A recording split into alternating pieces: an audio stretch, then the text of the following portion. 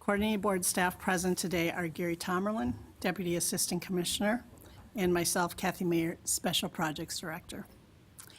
I am going to ask that the Certification Advisory Council members identify themselves so we can establish that a quorum is present. Can we start down there? Diana Miller, Laredo Community College. Jennifer Ram, University of Mary Hardin Baylor. Robert Rhodes, Abilene Christian University. Donna Jurek, St. Edward's University. And we have 4 members present, and that means we still have a quorum, so thank you. And then I ask that our visitors who are presenting today on behalf of Al Huda University identify themselves as well. Main Al-Quda, CEO with the university. Basil Al-Qudwa, Director of the Finance and Economics Department.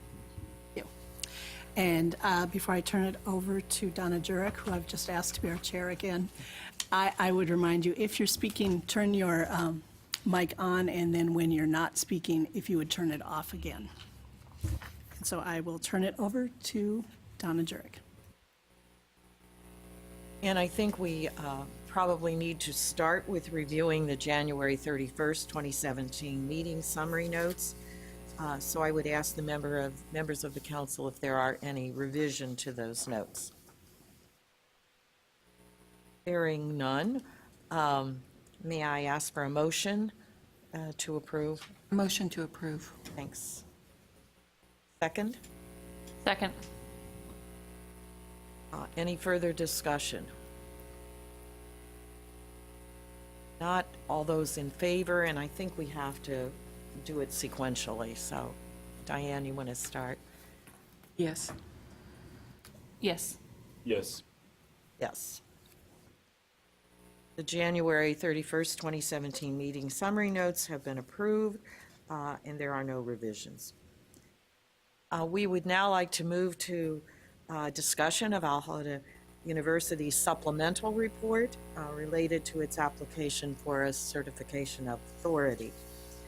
And I would like to just summarize where we are in this conversation and then ask you to talk about the report. On November 4th, 2016, the Certification Advisory Council meeting, the CAC postponed a recommendation regarding Al Huda University's and asked them to provide additional information for the CAC to consider at the January 2017 meeting. Subsequently, the university asked for additional time to gather results of assessments they were doing regarding their institution. And today, Al Huda University has brought additional information to consider at this time.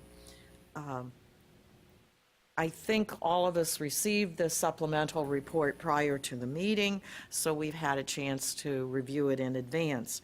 But I would ask that one of the members of Al Huda University provide us with a 5 to 10 minute introductory summary of the things you would like us to be particularly attentive to today.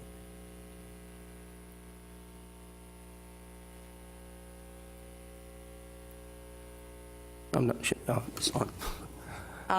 Well, what we would like you to do is to sort of summarize for us, which is in the report, Yeah. why you believe that you have now met all of the standards, Yeah. and why we should therefore provide you with a certification Sure. of authority.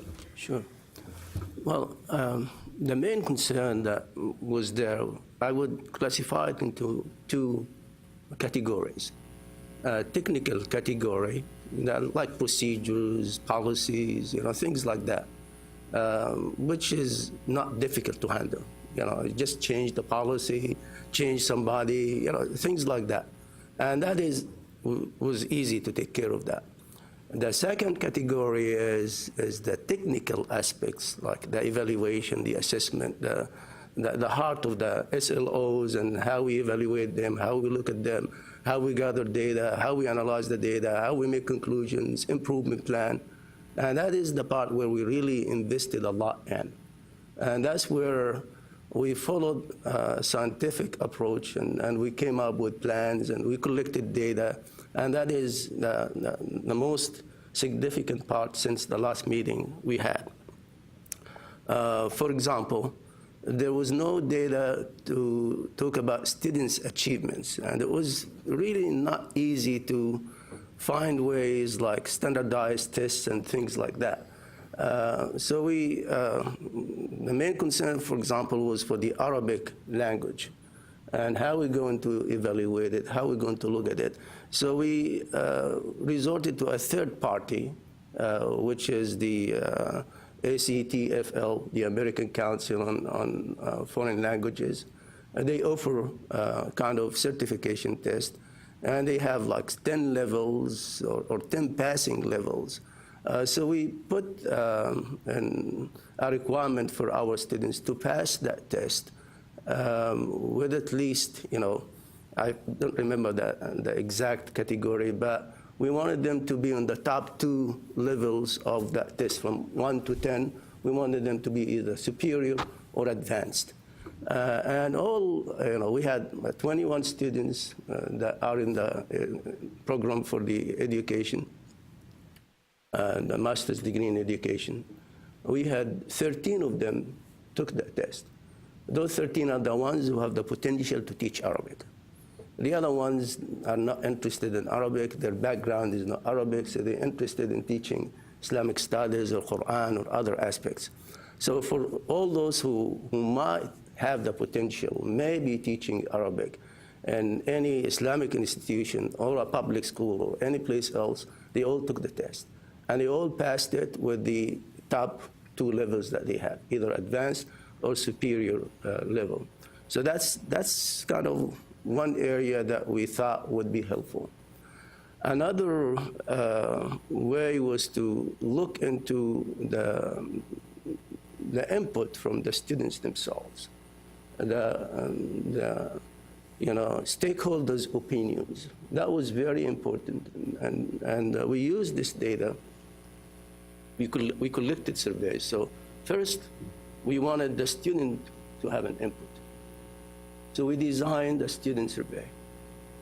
And that student survey, first, we looked, I was the one who supervised that, so I looked closely into the CB standards, the 24 standards that we have. So I went almost to every single line in there to make sure that the survey somehow did not miss any of the items that are there.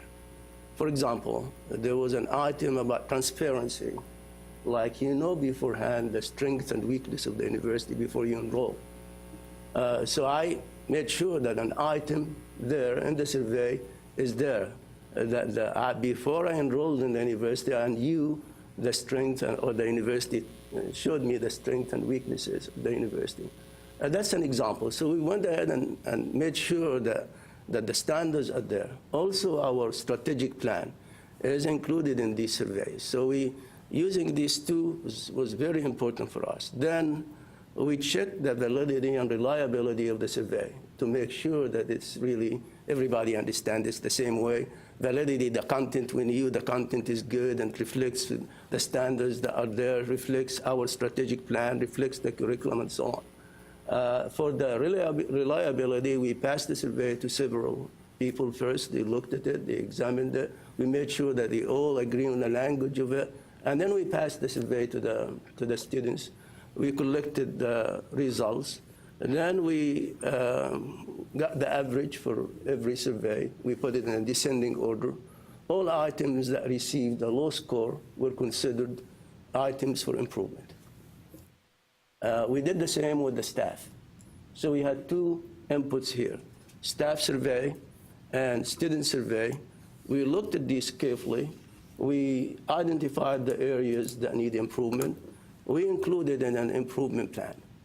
In the improvement plan, for example, students complained that they were not really happy with the way they were assessed, received somehow a relatively low score. So we had to offer a workshop to all the staff about assessments. And, another item was like the quality of presentations. Some of the students were not really given it the highest. Out of 5, for example, received 4. Anything that received less than 4.1, we considered an area of improvement. Then we decided, and the improvement plan, we said, then the staff has to be trained. Additional training is required for the staff on online presentations, models of teaching, how you really are you aware of the different models of teaching that are there and how you can utilize them. Some of the teachers are not really coming with an educational background, so it was very important that we use that in the improvement plan, and we actually started implementing these. And we offered so far about 5 workshops for the teachers that are taken from the improvement plan itself. We also looked at the SLOs and the assessment of the SLOs, how are we going to assess them? And we looked into direct versus indirect assessment methods. Direct assessment methods, for example, we say 90% of the students will pass with at least a B, and the courses they are taking. So we looked and examined all the courses that we have, we gathered the data, and we was passing that part. Indirect assessment methods like the surveys we did, so we were able to assess the surveys.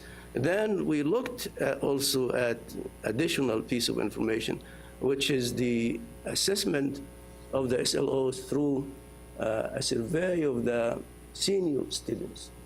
Ideally speaking, we give it to the graduates, but because we don't have graduates yet, we gave it to the students who finished most of the courses, if not all the courses. And then we took the input from the students. We actually looked into the exact content of each course, like the degree offered in education. What is it that the student should know by the end of the program itself? And then we designed the survey based on that.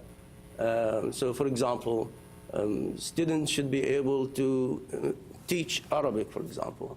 Then we asked them questions, specific questions about, say, theories of teaching Arabic as a foreign language. The university made me aware of the theories of teaching Arabic as a second language. We wanted to get a feedback from the students. Did they really get it or did they not? And that gives us an idea about whether the SLO is achieved or not. Looking at this, then we looked at the student learning outcome from the SLOs itself. We went in great detail about each SLO and designed questions for it. Then we looked at the outcome from the survey. Then we got the results. And then we had a column and a grid here that says improvement based on the assessment results. For example, all the students passed the Arabic course, for example, or courses that we offer. However, some of them felt that we need more training about the methods of teaching Arabic in the classroom. Yes, they passed, but in their opinion, they still need more training. So that prompted us, then we need improvement in that area. Yes, they passed and everything is fine, and they passed with an A or a B, but still they're not happy with the way they should be teaching the Arabic. So that prompted us to include that in the improvement plan. So it was really like a scientific method or planning method that we take these results and we analyze them, we look at them. So that's basically the heart of what we did. We also had an element, which is we had another dimension, which is our strategic plan. We look at our strategic plan.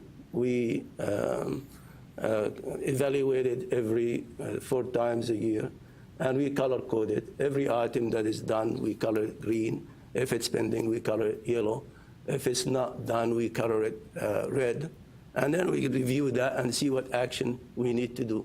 So that's basically the heart of what we did in summary, and I don't want to spend a lot of time on that. And then the technical aspects was not really that difficult to do, the policies and things like that, yes. Thank you, Mayor. Turn it on. Thank you very much.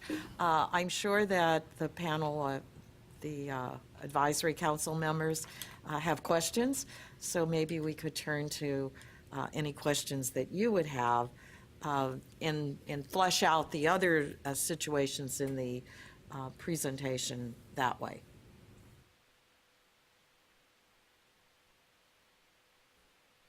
Maybe while people are, go ahead, Jennifer. I had a couple of questions about your audit report. Yes. It looks like a large percentage of your revenue is derived from donor contributions. What's your plan or what's your kind of growth pattern, and do you expect that to continue, or do you expect tuition and fees to be a larger contributor to your revenue? Thank you for that question. It's actually a very good question. We do have a short-term plan and a long-term plan for sure. And we figured, and this been actually based on our understanding of the higher education in the United States, that a successful school has to have a vibrant program, a dynamic program that is keeping up with its potential projects for the future and the cost of actually carry on with their initiatives first. And so from day one, I told my colleagues that we have to build an endowment. We have to have a solid endowment. However, we have to take certain steps to build that kind of relationship with the community that is actually interested in building an endowment. Because we're not really seeking just revenues from tuition and donations that are short-term donations. We're really interested in a relationship with institutions that do that with other colleges. So we have to build that relationship. Therefore, building a good, reputable school that is specialized in an area that not many schools actually are specialized in will actually make us distinguished first, interesting, and then by the word of mouth and by actual results, we can see that endowment community is actually seeking to help you stand on your feet like other schools have had basically and enjoyed for quite some time. So we're just starting on the process. So what we're doing right now, since the last report, I was just mentioning to my colleagues that since the last report, we had an idea of actually owning real estate properties for the purpose of revenues, for instance, and we have tripled our holdings since the last report because we are actually taking and we're talking to donors that are actually willing to help us build that kind of portfolio. So that's just an example of actually having a long-term plan while we're meeting our expenses today. Now, are we going to be raising tuition or anything like that?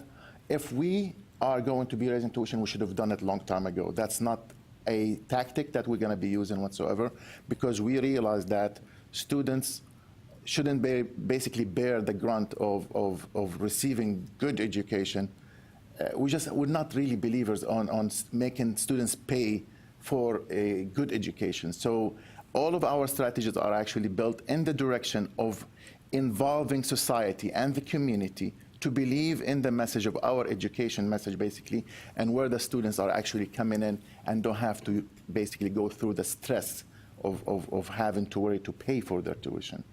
So that, in a nutshell, that's what we're doing. Now, we do have an investment account, like you know, and our returns, because of my background, of course, in portfolio management, we have managed actually to have very good, solid returns so far. So, I mean, I don't want to brag about it, but we are at 16% up so far this year. So we're happy. So we are meeting our financial goals. We are meeting the milestones, are actually exceeding, in some cases, some of the milestones that we are actually working on. We are also talking to large institutions that are known to support initiatives like Al-Huda University. And I still call it initiative because it's in an infancy stage. I mean, I don't want to basically make it sound like we are a 20-year-old university that has been doing this for a long time. We are actually 4 or 5 years right now into implementing our strategy. So we are actually getting there, but we are receiving feedback from these institutions that are actually asking us for proposals. They're saying, okay, present us a proposal. A good example of that is the IDB Bank, which is the Islamic Development Bank, which is the largest development bank that has been known to support education initiatives in Europe, in Asia, and we would like to bring them to the United States. And we are actually working on a proposal, a large proposal that basically seeking their support for our schools so we can actually meet our goals. So we are in communication with large institutions in the United States, 18 foundations that we actually contacted. Some of the biggest foundations in the United States have been contacted, and we've received some positive feedback from them. Some of them actually declined us because they said, you still don't have a history, but if you do have certain milestones like 1, 2, 3, please come back. We are interested. So we're doing a lot of that. We're doing a lot of that. If I may add, we have I've a lot of experience with K-12 education, and I founded several schools, and we start exactly the same way. And at one point, we were like 50% coming from tuition, the other 50% coming from donations.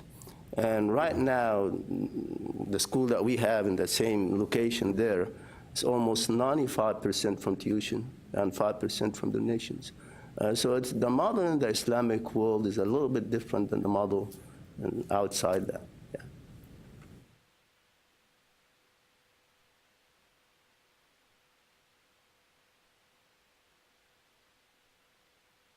You had, in your initial visit, had questions that arose regarding qualifications of the officers and distinction of roles, and you described your attempts to address that. Could you walk us through that as far as what your structure looks like now and how that has also allowed you to have distinct roles and then address some additional concerns that arose regarding conflict of interest and management of those situations that might arise?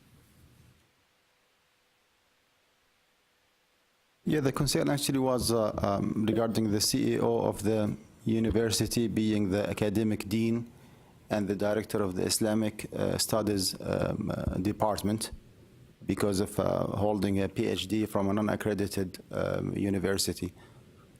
We did submit a report that the BOT unanimously believe that I am academically qualified to teach courses in the Islamic Studies department, as well as to be the director of the Islamic Studies department.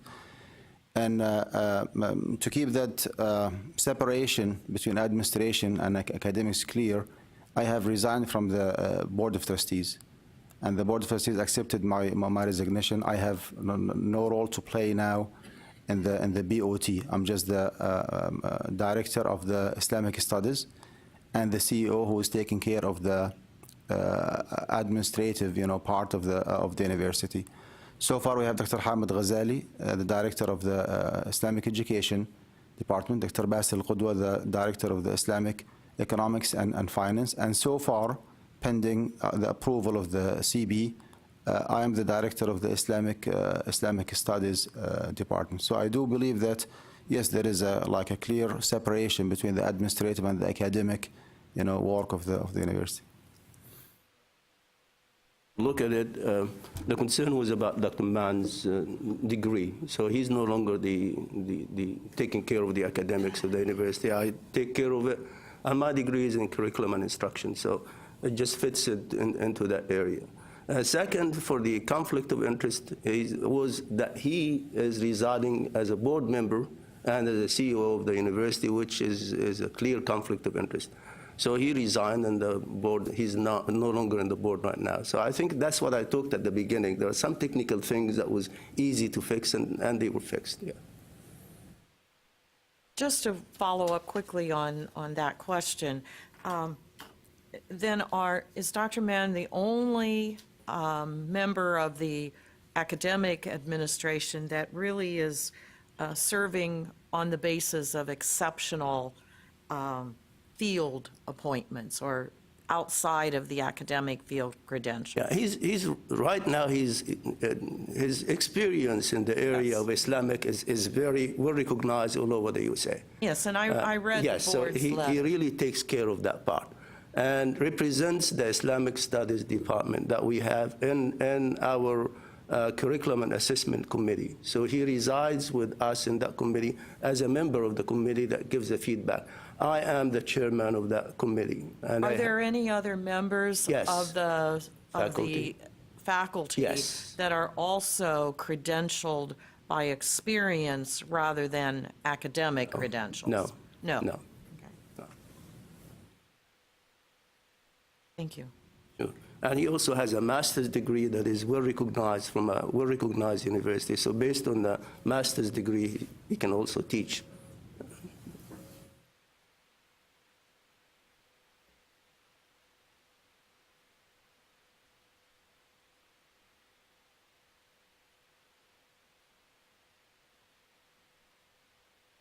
Maybe you could talk to this. I know there were, I've certainly looked at all the audit materials that were supplied in the, but were we provided, I think the committee asked last time, for an operating budget?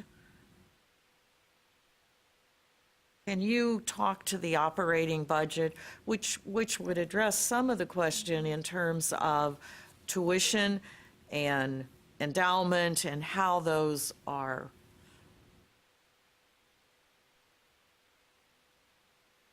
For the time being, actually, the way that we run our operation budget-wise is the following.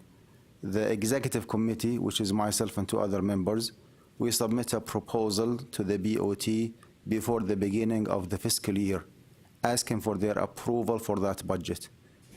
In that very simple budget, actually, there is a certain amount designated for marketing, designated for operation, designated for public relations, designated for fundraising, and on and on.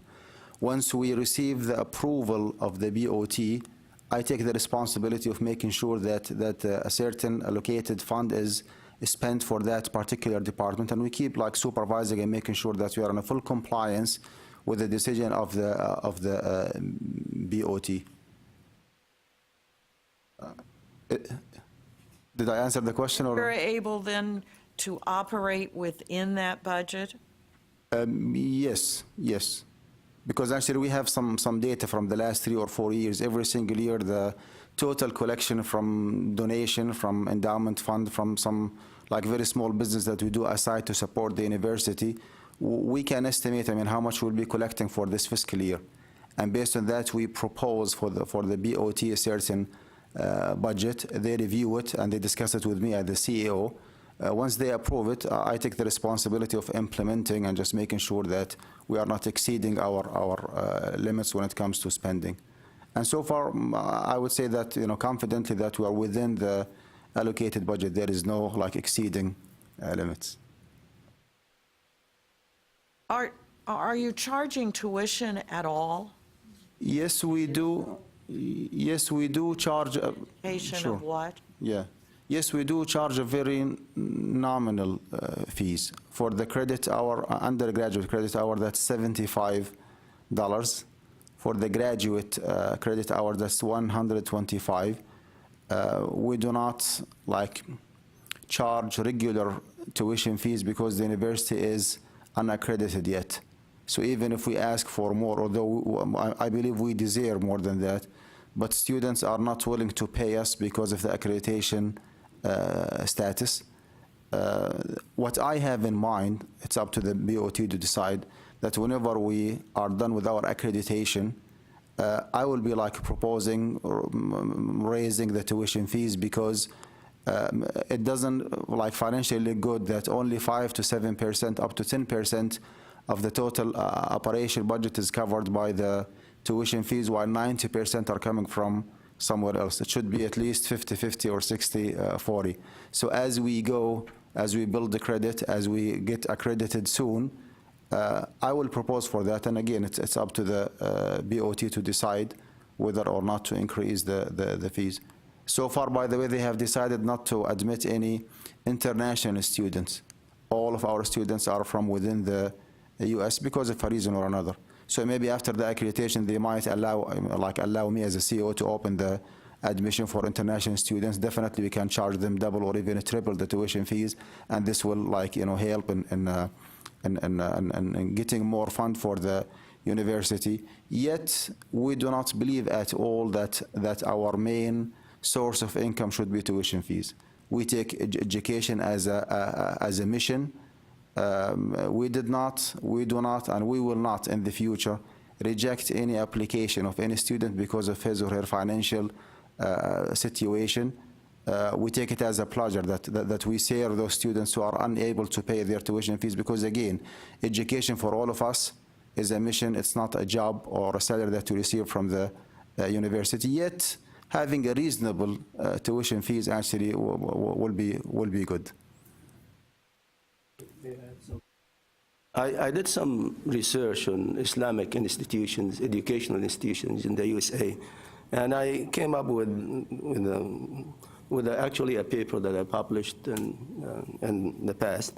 And it goes in, the paper describes 3 stages in the life of any Islamic school or educational institution in the USA, which is 3 stages. The first is the critical stage, which is the first 2 years. Either you make it or you don't. And then the next stage is the stability stage, which takes about between 3 to 5 years. And if you make that stability stage where you pay your bills, you're able to survive, then you go to the next stage, which is the professional stage, where you get more income from different resources, you work, and you are stable, and you don't have worries. And I think we are towards the end of the stability stage. Once we get accredited, then the curve will go up to the next stage. Follow up to that? Yes, please. Just to follow up, when you look at your budget model, as you look currently, what number of students are you needing to enroll to have that model operational? In other words, how many students do you need to have enrolled in order for your budget to be stable as you're describing it? And the follow-up to that would be, as you look at that next stage as you were describing, what type of enrollment would you be anticipating there? Technically speaking, we have to multiply the tuition fees 10 times to make sure that the tuition fees are covering the operation expenses of the university, which is close to impossible.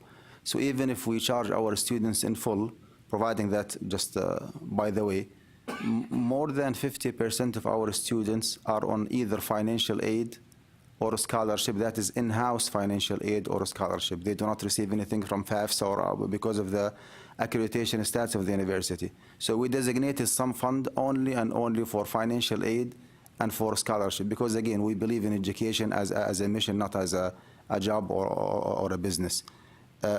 Definitely, we do have a plan to increase the number of students. Definitely, I mean, that's a part of our plan. I'm positive that whenever we get our full accreditation, this will actually enhance and give us more credibility within the educational field in the US, and more students will show interest in joining the university, to make sure that we are self-sufficient financially only and only from the tuition fees. Honestly, I do not have any data because we did not even try to increase the tuition fees. So I do not know how many students we have to have, and based on what amount that we charge to cover. Maybe that's too early for me. Let me ask it a different way. Of the 1/10 of your budget that you are anticipating will be made up by tuition, how many students does that represent? For the time being, we have 150 active students.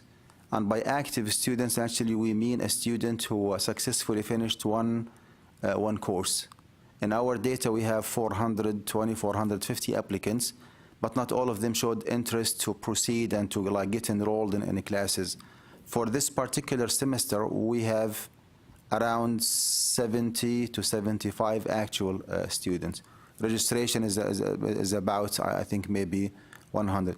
Registration means one student takes one class. So one student taking 3 classes, that's called, I mean, based on our calculation, that's three registration. I want you to remember that this is a unique university covering minority in the USA.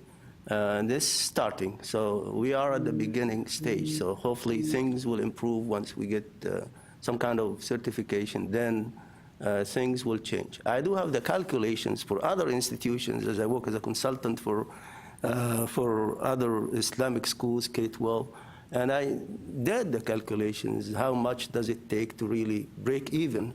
But unfortunately, with the situation with the university that we have here, we are unable to do that at the present time. And maybe in the future, once we finish that, we'll be able to answer your question more accurately. Yeah.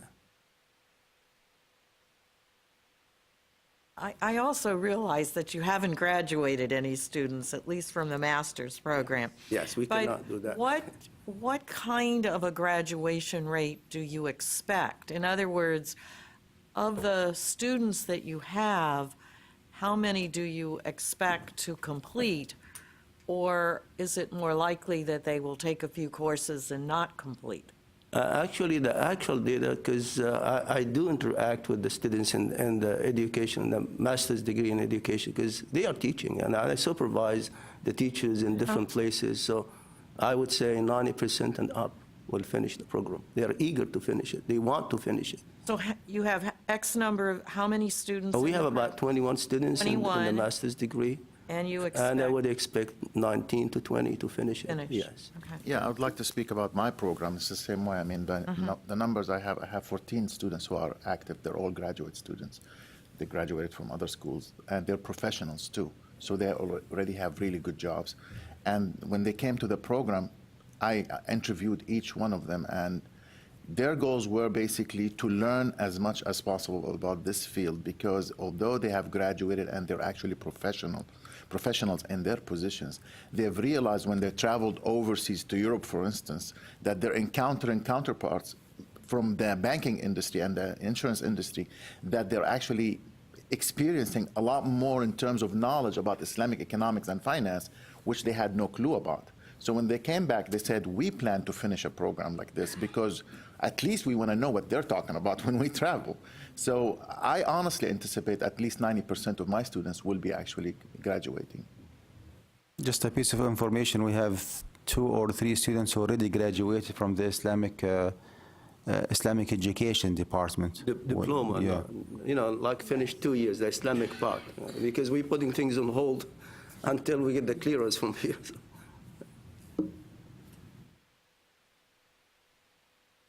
Other questions? I have a question if I could, please. Sure. And you know, maybe if I could, you know, I mean, and the questions about the sustainability of the model, I think it's, and I think you could kind of understand from our point of view, we have to do a certain amount of evaluation and consideration of what happens to this school if it starts and it's not successful. Because we, you know, the coordinating board represent the students in the state of Texas. And so that's kind of a bit of a concern, and I think that's where some of the questions are coming from, of, you know, the sustainability of the institution. And I think my question is down that same pipeline. You talked about you applied for 18 grants in the supplemental materials that you provided. Can you kind of, and you talked about some of the institutions that you applied with turned you down, but can you help us understand what type of grants you're pursuing and what you're planning if you're awarded these grants? And, you know, not a line by line dollar amount, but just globally overview. I think that'd be helpful. Our focus in the program from day one also that we wanted to have a vibrant research department. So the grants we actually apply for are primarily focused on providing research that is related to the area of expertise that we have. And we wanted to engage our students to actually conduct the research with us, along with our basically faculty. So the grants we were basically applying for were mainly economics research that we will conduct on, for instance, the theory of contracts. And under economics, basically, this is a new area in economics in general for other schools, but it has been actually a core area in Islamic economics since day one. For 1400 years, the theory of contracts is basically the core of Islamic economics. So we feel that there is so much research we can provide for what is currently being studied and actually sought after by other schools. So we applied to grants explaining to these foundations that we have an area that is not tapped yet, and hasn't been actually translated into the English speaker and reader, and we really feel that we're going to be very dynamic in providing that kind of research. So to answer your question, it was primarily research, and that research was going to go to the school, basically, and engage students even in that type of work. And I think if you look at the maintaining the success and sustain your ability to continue, I think you look at two factors: your interest, people's interest in the project, and your ability to survive. And I think the interest is tremendous in that project, because there is not a single institution in the USA who offers these degrees. You see, and there is a big demand. There are more than 500 Islamic schools in the country. There's not a single institution who's offering them any training, professional training, and giving them a degree. The interest is there. Now, the financial resources and the human resources that we have to sustain and continue our project is there. We succeeded for the last 7 years, and our ability to continue is there. We are not able to predict the future that much, but looking at the past and looking at the history of other institutions, Islamic institutions who are in the same boat, chances to continue is very, very high. In addition to that, if I may add, in the initial response that we received from the inspectors who came to the university, financial resources and stability standard met. So I completely understand that the concern is how to make sure that you can continue covering your expenses, running your university with no financial difficulties.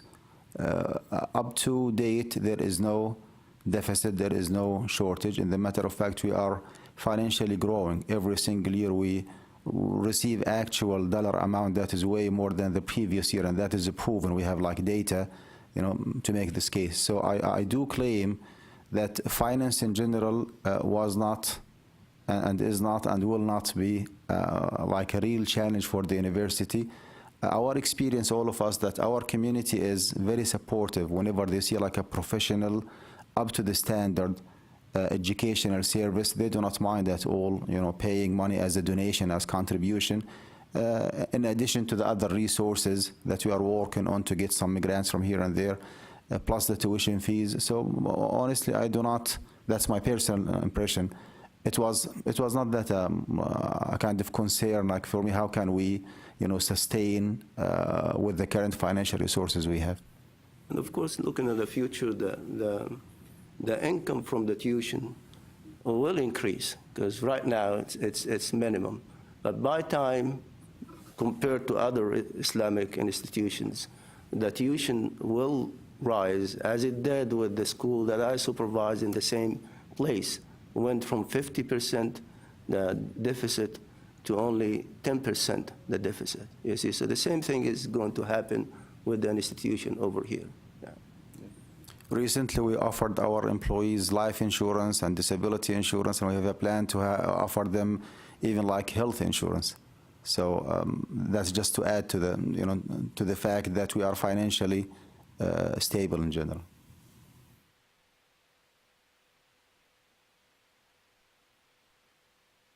Other questions on the financial issues? I want to change the topic just for 1 minute or 2 minutes maybe, or 3. I am conscious of the fact that you're asking us to approve master's level institutions. Yes. And I'm also conscious of the fact that you indicated throughout that you ultimately intend to seek regional accreditation. Yes. One of the things that I haven't found, can you show me how it's master's level? In other words, what it's, that the master's program is building on a solid undergraduate and that is at an advanced level? Am I making sense in the question? Yes, definitely. When we look at the, first, we gotta compare our degree to other degrees that other universities, well-recognized universities are offering. Is there a difference in content? Okay, and I assure you, there is no difference in content. I went through the same, courses that we are teaching now. And I taught some of them in Kansas State University myself, you see. So, and speaking of the degree in Islamic education, I would say yes, the level is there. That's the first part. The second part is the incoming students. Are they qualified? Are they ready for that? And that we do our best to follow the same policies that other universities are following. And of course, there is always room for improvement to increase the bar, and make sure that the students who are coming prepared and ready. So we do have criteria for admission to the university, and so I would say yes, we have the same rigor that other universities do. Hire a GRE or level of undergraduate, Yes. BA, et cetera? Yes, if the GPA is a factor, 3.0, and the second factor is the English language. Right now, we're not really requiring the GRA, but in our last meeting, from the improvement plan that we came up with, there was a consensus among the faculty in discussing what are the criteria that we should have, and they all kind of hinted to that we should really require the GRE, and we're going to include it in our improvement plan that next year we're considering the GRE. And thanks to you, because you helped us do things in a planned way, and we did recognize that, yes, the GRE seems to be a reasonable tool to ensure that incoming students are ready for the coursework that they need as graduates. So we are in the process of putting it.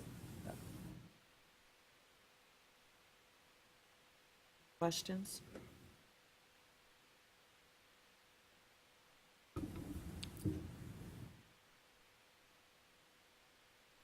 Then I think if there are no other questions, no other comments that our guests from Al Huda need to make or want to make, we probably need to move to the consideration of the application of Al Huda University for a certificate of authority to offer a master's in Islamic education and a master's in Islamic finance.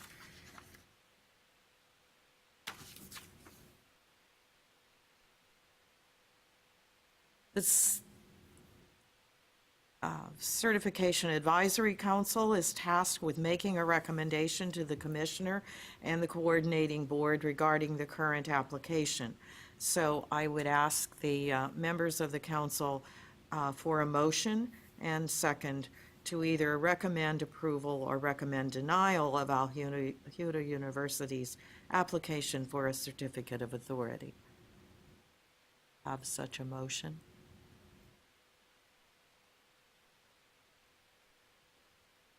I make a motion to recommend the approval of Al Huda University for a certificate of authority, to recommend to the board, THECB. Do I have a second to the motion? Second. We have a motion and a second to the motion to approve Al Huda University's application for a certificate of authority. And we would now need to move to a vote of the council members. So start it. Oh, first is there any discussion of the motion? Anybody would like to raise a question or consider further the motion? Not a question. I do have a sense of concern in the breadth of concerns that existed here. I do feel like you've done as good as you can in addressing those in the format you've been asked to address them in. And this is a case where I think it would be prudent to have a visit to campus just to walk through the layers of more technical aspects of what you've done.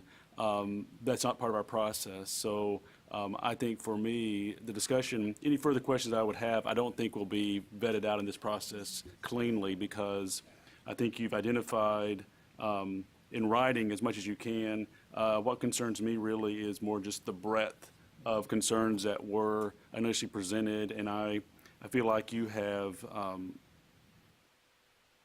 done your best to identify those in this format. I think this format may be not sufficient to review the breadth of that, but that's outside of the scope of this committee, though. Other comments on the motion?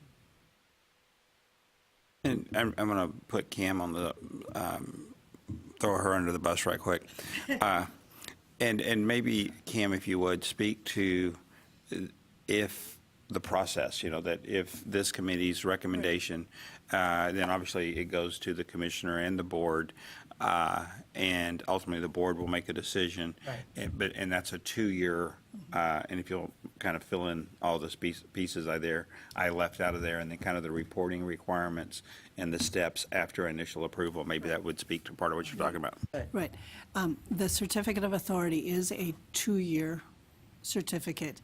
And so every 2 years, assuming that the board ultimately approves it, then within 2 years, it's actually about 1.5 years or more, the institution will need to reapply, and they will need to provide the same information that they applied for in their initial, but they will also provide information on how they have done in those past 2 years and where they're improving and where they've made progress, whether it's made progress towards accreditation or they've added, additional services or Whatever it might be. yeah, whatever it might be, additional faculty or requiring additional faculty credentials.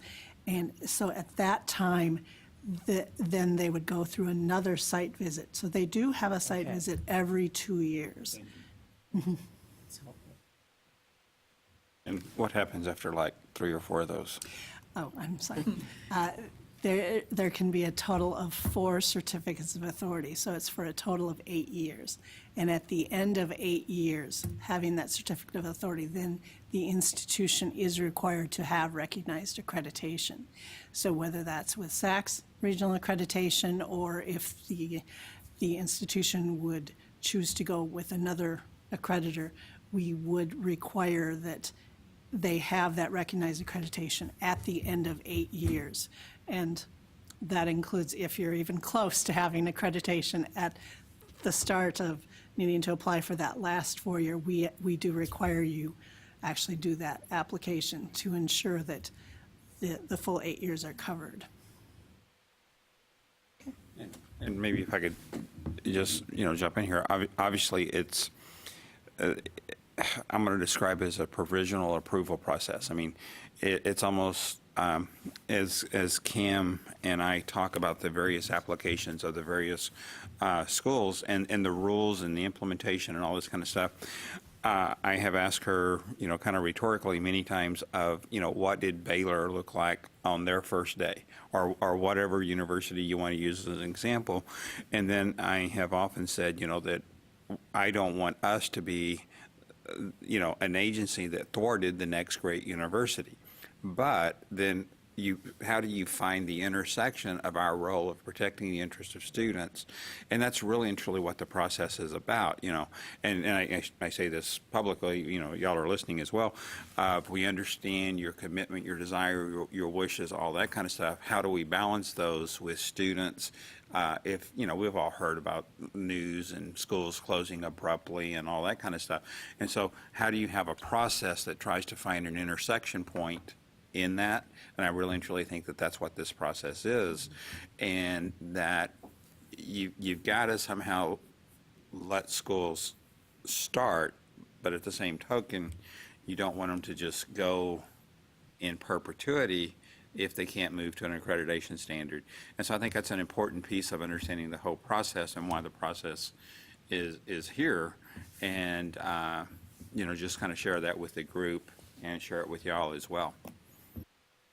If I may add, can I? I just want to emphasize here that we have been working on CAC's accreditation from the very first year of establishing the university. Based on our own analysis, once we pass the certificate of authority, then we are, I would say, 60 to 70% in a compliance with CAC's requirement. Our application for CAC's requirement is almost ready to the best of our knowledge. I mean, we might be wrong, but I assure you that once we get the certificate of authority, we will just go full speed and pursue accreditation with CAC's as soon as possible. And thank you for asking this question, because it helped us a lot, really, to see the vision. We don't really have that much time, maybe a year and a half, to prove that we really can stand for the challenge or not. And then after 1.5 years, we'll come back to you. So. Any further discussion of the motion? Not, are we ready to vote? We need a yes or a no from. And the vote is to approve the certificate of, to recommend to the Board of Trustees, recommend to the Commission the approval of Al Huda University's application for a certificate of authority. Yes. Yes. Yes. Yes. I think we have a vote of the council to approve the recommendation for a certificate of authority for Al Huda University. And we certainly thank you for all the work that went into this proposal. And there was great evidence that you took seriously the comments that we made last November and really have done